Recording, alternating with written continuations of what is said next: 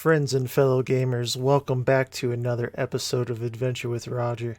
Today I'm coming at you with something really special, kind of an experimental video of sorts, but I'm really looking forward to it, and I'd really like to do more videos like this one in the future, so I really hope you guys enjoy this content. Lately, I've had the pleasure of reading lots of groovy emails from you guys sent to adventurewithroger@gmail.com, and today I just got the permission to share one of those emails with y'all. Now, for many of you who don't know, I've been spending a lot of time lately in EVE Online. It's a awesome sci-fi spaceship universe game and has a lot to offer as far as MMORPGs are concerned. And I've met a lot of really great people inside this game. A lot of them who have reached out to me through the channel, and I've just been having a really great time with it. So today, guys, I have an epic story for you involving EVE Online, like I said, from a fellow gamer named Jack Tidings. Jack Tidings was kind enough to let me tell his story here today. Sometimes you run into an individual who reminds you how little that you actually know about EVE Online, even after years of tinkering with it. As Jack was schooling me on drone usage and the application of blueprints, we struck up quite the dialogue of not only in-game similarities that we share and enjoy, but also real-life stories. And like I said, Jack gave me permission to share his story here today. So I'm not going to read Jack's letter, email that he sent me word for word today, because there is some sensitive information, but I will paraphrase it of what I think I can do to get the story across to you guys here today. So Jack is a veteran. Thank you very much, Jack, for your service. We appreciate it greatly. Upon his second tour on duty, his wife gave birth to a little girl. I'm going to leave her name out of the story today out of respect to Jack, who prefers it that way. Unfortunately, Jack wasn't there for her birth, and he said that he regrets that, but he was doing his duty to help protect our great nation. Upon coming home, he was about 6 months old.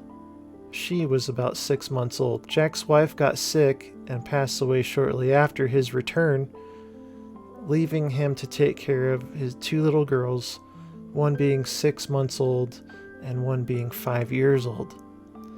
Jack found himself surrounded by diapers and pre-K, which for those of you who don't know, pre-K is the precursor to kindergarten in the United States. It's kind of like a beginner's course to get kids ready for school, so to speak. And that happens right about the time you hit 5 years old. So Jack found himself surrounded by diapers and pre-K, with his 5-year-old starting school. Jack had never shopped for little girls' clothes in his life, and there was so many firsts for him, like getting shots for kids, because they have to have a bunch of different kind of shots, and Jack was worried about that he might not want to get too many shots for his kids at once, because he heard could be harmful to them. And there's just so many things that he had to figure out as a father taking care of two little girls by himself. So his little girl had to get a shot for chicken pox and a couple other immunizations before she started school. He said that he was constantly worried about his girls day in and day out, and he had trouble sleeping and even harder time coping with the grief of his wife passing away. And I'm really sorry to hear about that, Jack. It's very unfortunate. Jack also said, after not knowing which way is up, so he was having a rough time, one night Jack found himself with a few extra minutes, and he downloaded EVE Online, a game that he heard about from a buddy while he was on duty. Jack managed to play very casually, and because of things like autopilot and short, easy missions in the area that he was in, Jack was able to micromanage the game without sitting down for long periods of time. Just with a quick passerby is the way he worded it. quick passerby sittings between taking the girls to school or doctor's appointments. And of course, for a while before bed each night, Jack would log in. Jack told me that EVE Online quite possibly saved his sanity and gave him an outlet, and after many months, he finally was able to talk to some of his corporation mates via Discord, and it gave him back his smile, he said. Jack also told me that he enjoyed listening to YouTube channels like mine, and that he's not sure why he decided to reach out to me, but perhaps it was just time, he said. At the end of Jack's email, he said, "Thanks so much for your easygoing approach to gaming. Adventure with Roger. I'll be watching. P.S. See you on your next adventure." That's awesome. Thank you, Jack. First off, Jack, just let me say thank you for the email. You've obviously been through a lot here, according to the email that you sent me. I can't imagine what you must be going through, but it sounds like you're doing a little better, and I really appreciate that. Thank you for your service as well. Thank you so much for sharing your story and sending me the email, allowing me to not only tell your story, but possibly help others by letting them know that there's others out there going through some really trying times. And man, what else can I say except thank you? I really look forward to our mining trip that we have planned together in HiSec, and hanging out with you and getting some mining done. Thanks, Jack, and have a wonderful week. I'd like to do more content like this. Man, what an amazing story there. With that being said, though, do you have a story that you'd like to have told? And is it gaming related per se? If you do, if you feel up to it and you don't really have anybody else to talk to about it, or you just feel up to it, go ahead and send me an email. I'd be happy to throw it into the middle of some gaming content and tell your story for you. Alright guys, all that being said, it's time to hop into EVE Online and take a look at this new interface that they came out recently with. And I just logged in a little bit ago, and I wanted to take the time to go over some of this crazy cool stuff that I found. So as you can see here, nowadays when I click on my character sheet, it pulls up a totally separate window here showing my full character model, which it didn't used to do. So you get to see the full head, the shoulders, the torso, the legs that you have on, all except for the boots, which is really cool. There's a little symbol right here that tells you if you're an alpha or an omega clone.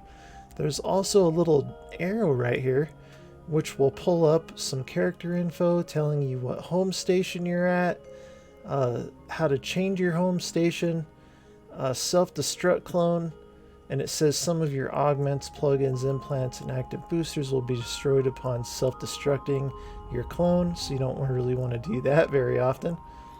It shows interactions, pilot services, skins, your history, and so much more just by widening this out a little bit, it looks like here. Okay. It also shows your employment, so you can see all the way back. My character I made on 10/2 of 2006, so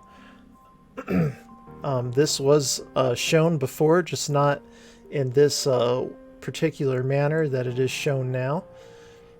And it shows what day you were born, approximately how much you're worth, your security status, and of course your home station right there at the bottom.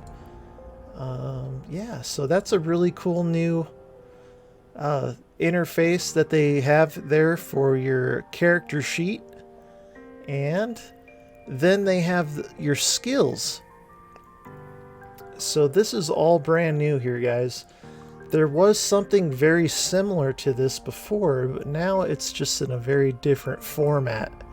So we have your skill catalog, obviously, which is made a lot more user-friendly in my opinion here. So what we can do is say excuse me. Say you want to train some Spaceship Commands.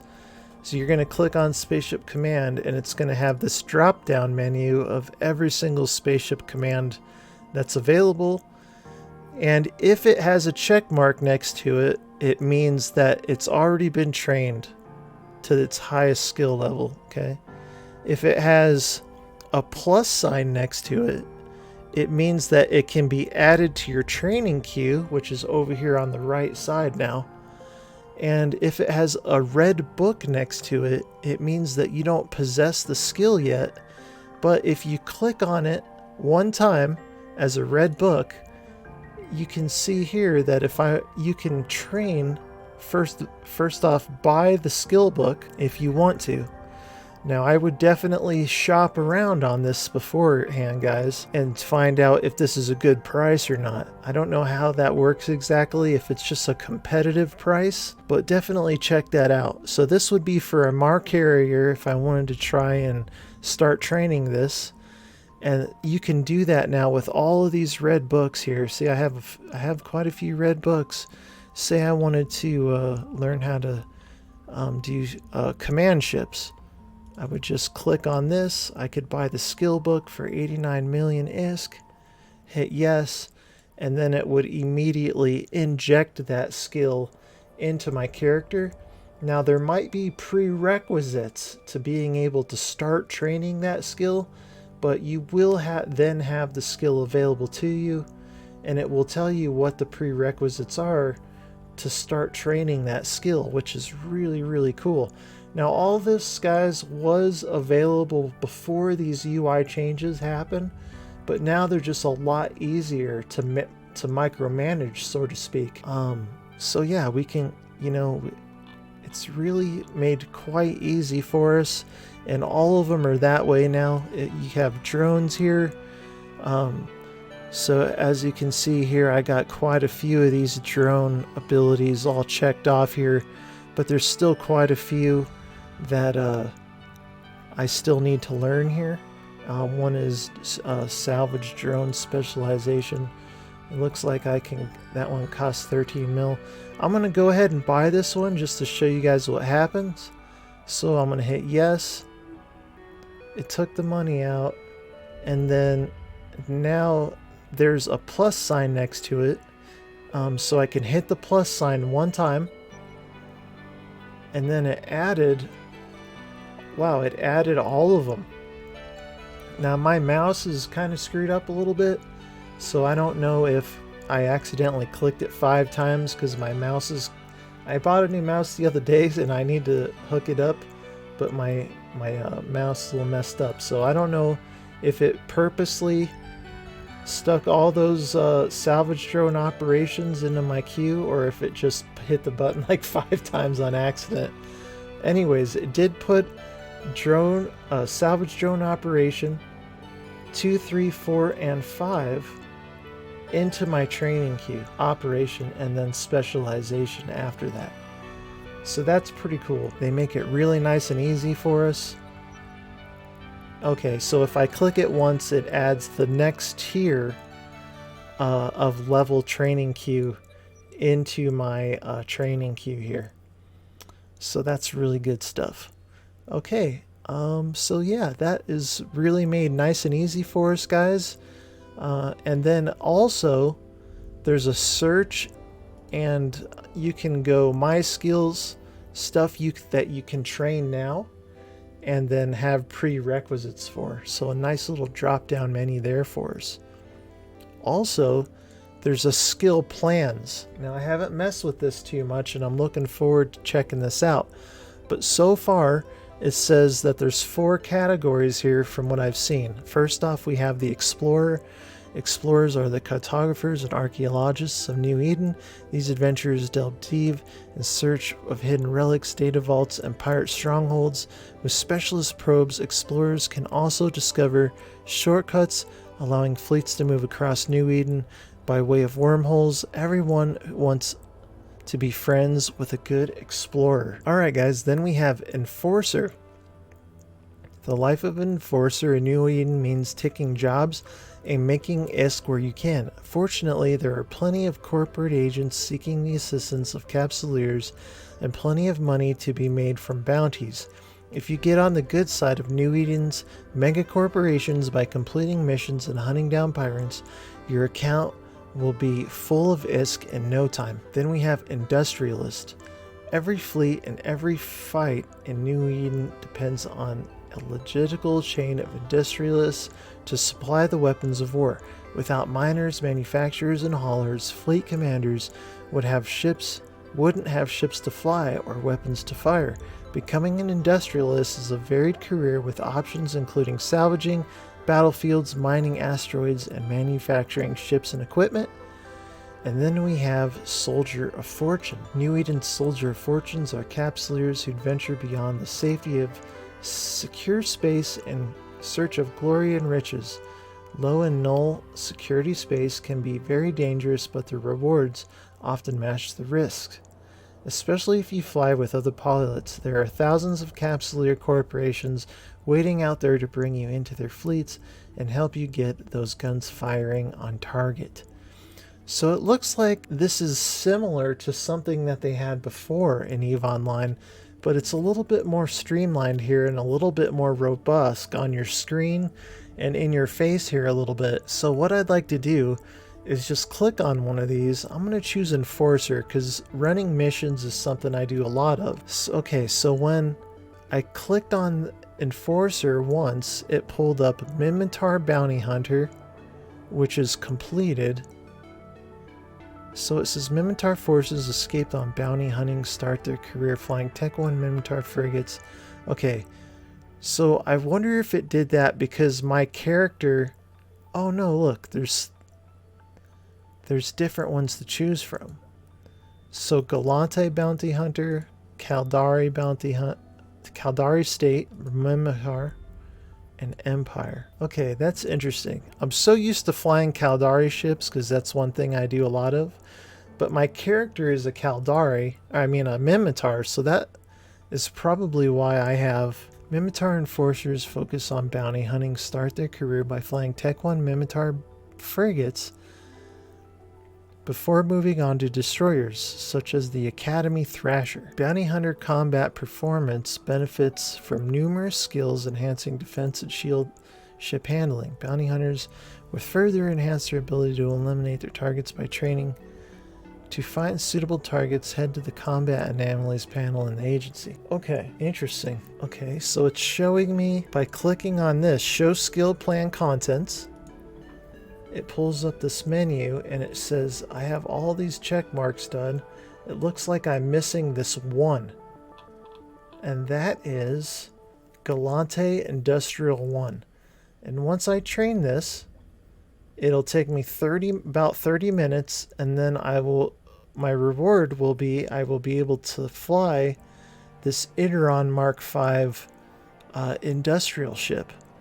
So that's really cool. Let's try another one here. Let's try Manufacturer. It looks like I have the same one. Okay, let's track the plan. Yep. Okay, I just need the Galante Industrial 1. So there must be, it's showing me a lot of Galante stuff. Now how would I go about switching that to something else other than Galante? I guess that it just wants me to be able to fly that one ship. There's no window right here that says Caldari, Galante, Minmatar, or Amar. So it's giving me access to that one ship that I don't currently have by finishing that. Let's try Soldier of Fortune real quick and see what that does. Alright. So this one does have the icons here. So let's go to Caldari and go to Caldari Militia Fighter. Looks like I'm missing quite a bit. On this one, it's going to take me 9 hours and 40 minutes to go ahead and train up for this. So let's see what it's asking me to do here and what my potential rewards are going to be for finishing this. So it looks like I'm missing small hybrid turret 1. Okay. I don't deal a lot in hybrid turrets. I'm more of a missile guy, personally.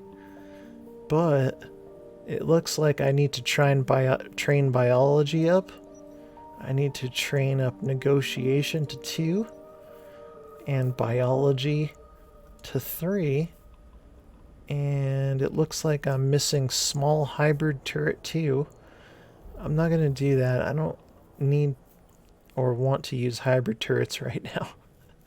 And small hybrid turret 3, so the small hybrid turrets are holding me back on this one. Okay, interesting.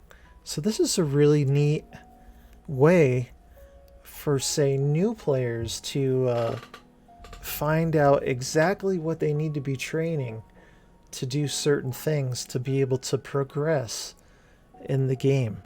Let's try Explorer out here real quick. Let's do Caldora Treasure Hunter.